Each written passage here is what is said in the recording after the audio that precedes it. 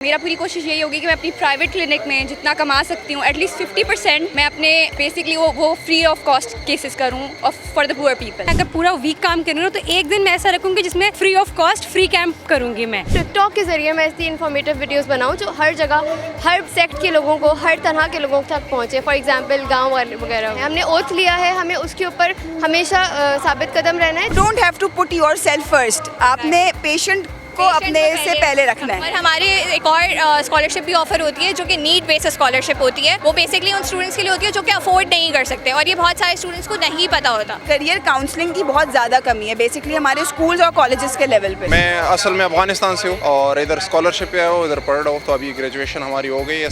मेरा सबसे utmost vision ये है कि मैं अपने पेशेंट्स को सर्व कर सकूँ, no matter what time it is, no matter how much difficulty I am in. मेरी ये कोशिश होगी कि मेरा पेशेंट हमेशा मुझसे सेटिस्फाई होकर जाए because I am a dentist. अगर पूरा वीक काम करूँ ना तो एक दिन मैं ऐसा रखूँगी जिसमें free of cost free camp करूँगी मैं। तो now I will be working on that. One day a week would be for the people who can't afford me. इंशाल्लाह I will open my clinic and go for further studies, masters वगैरह का मेरा आगे का plan है। I have completed BDS from Dow International Dental College. So सिर्फ जो needy है उन्हें करें, ठीक है। अगर कोई मतलब आ रहा है कि वो अफोर्डेबल है देन आपको जो है ना आपका राइट है कि आप उनसे पे लें और अच्छी पे लें। हमें ये करना है कि इंडिविजुअल लेवल पर अपने आप को जो है प्रूव करना है सोसाइटी के लिए, हम जितना बेहतर कर सकें क्योंकि इंडिविजुअल ही सोसाइटी बनते हैं। जब हम अपने आप को इम्प्रूव करेंगे तो सिंगल होके प्लूरल बन के जब एज ए सोसाइटी हम जाएंगे तो एक इम्प्रूवमेंट आएगी।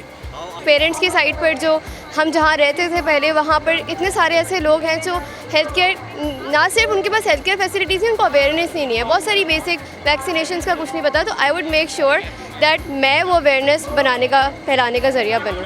टिकटॉक के ज़रिए मैं ऐसी इन्फॉर्मेटिव वीडियोस बनाऊँ जो हर जगह हर सेक्ट के लोगों को हर तरह के लोगों तक पहुँचे। फॉर एग्जांपल गांव वगैरह हमने ओथ लिया है, हमें उसके ऊपर हमेशा साबित कदम रहना है। दूसरा एक है सोशल मीडिया का इस्तेमाल ना सिर्फ आप लोगों को अवेयर करना है बल्कि जो मिथ्स होती है लोगों की कि किसी दवा के बारे में, किसी चीज़ के बारे में, वैक्सीनेशन के बारे में, कोविड के बारे में इतनी है। तो आप कोशिश करें हर जगह जहाँ ऐसी कोई बात हो रही है आप कॉमेंट करें कि आई एम अ डॉक्टर और मैं अपने वजह से बात बोल रहा हूँ। मैंने देखा है कि कॉमेंट भी लोग पढ़ते हैं तो 4 लोगों को पता लग रहा है, वो 3 लोगों को बता रहे हैं, तो इस तरह अवेयरनेस फैलती है। हमने किया है bachelors in medical technology, specialisation in clinical laboratory science. और मैंने किया है bachelors in perfusion sciences. It's basically specialisation in cardiac surgery, लेकिन ये मशीन्स के थ्रू होता है। जो बाईपास के अंदर हम मशीन्स यूज़ करते हैं ये उसके ऊपर होता है। यंग डॉक्टर्स इस तरह से चेंज कर सकते हैं कि आपके गवर्नमेंट की तरफ से आपको इस तरह की बहुत चीज़ें प्रोवाइड होती हैं जो लोगों को उनकी इन्फॉर्मेशन नहीं होती।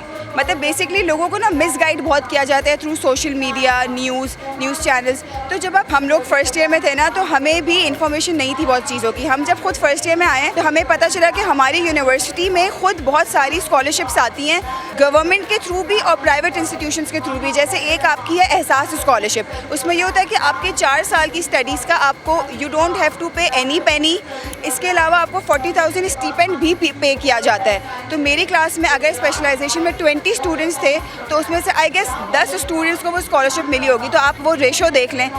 लेकिन ये है कि स्टूडेंट्स को ना गाइड प्रॉपर नहीं किया जाता, तो बहुत बच्चे इस डर से एडमिशन लेते ही नहीं हैं कि हम पढ़ाई अफोर्ड नहीं कर सकेंगे।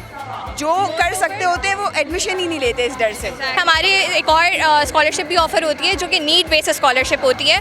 वो बेसिकली उन स्टूडेंट्स के लिए होती है जो कि अफोर्ड नहीं कर सकते और ये बहुत सारे स्टूडेंट्स को नहीं पता होता। तो उस बेसिस पर भी हम जो है वो आगे परस्यू कर सकते हैं अपनी education. Need based career counselling करना इंतहाई ज़रूरी है। करियर काउंसलिंग की बहुत ज़्यादा कमी है बेसिकली हमारे स्कूल्स और कॉलेजेस के लेवल पे। Don't have to put yourself first, आपने पेशेंट को अपने से पहले रखना है। मैं असल में अफगानिस्तान से हूँ और इधर स्कॉलरशिप पे आया हूँ, इधर पढ़ रहा हूँ, तो अभी ग्रेजुएशन हमारी हो गई है। सारे हमारे दोस्त अफगानिस्तान से, कुछ इधर पढ़ रहे थे डाउ university of health and sciences में।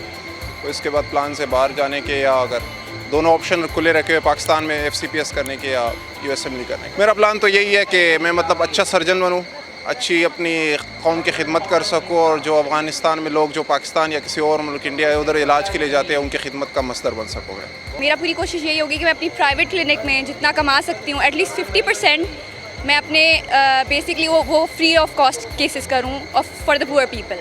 बिकॉज उन बेचारों को बहुत ज़्यादा नीड होती है एंड मेजॉरिटी केसेस सिर्फ एक्सट्रैक्शंस पे जाते हैं बिकॉज आपके सिविल हॉस्पिटल और इन जगहों पे सिर्फ एक्सट्रैक्शंस होते हैं and by the time they are in their mid 40s all their teeth are gone and they can't ईट।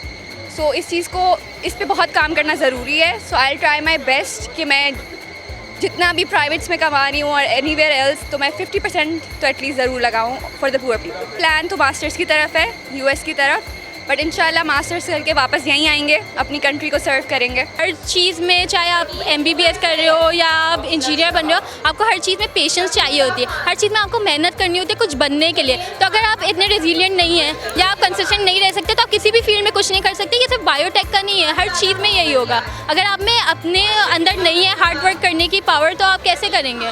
अगर इतनी विल पावर नहीं है कि आप फेलियर से उठ के दोबारा तरक्की की तरफ जा सके तो आप कैसे सक्सीड करेंगे?